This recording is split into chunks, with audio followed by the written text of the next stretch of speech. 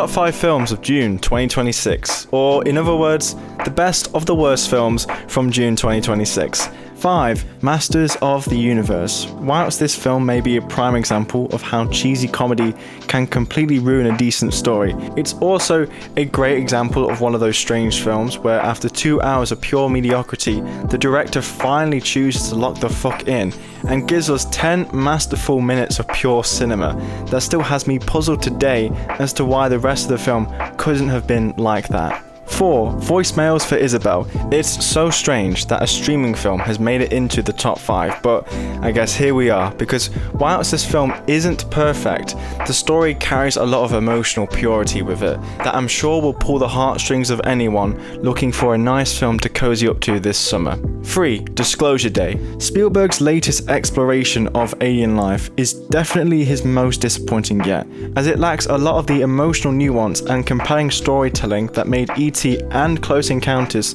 such great classics. However, this film still carries a lot of value for me, as it asks a lot of important questions that as an audience member really hit at the core of my own humanity. 2. The Last Viking. Out of all the films this month, this is the one that takes the most risks, which in some moments did hinder it slightly, as the film's comedy and suspense weren't always balanced that well. But in the moments where they did get it right, The Last Viking presents you with an absurdly original story that will stay with you long after the credits have rolled.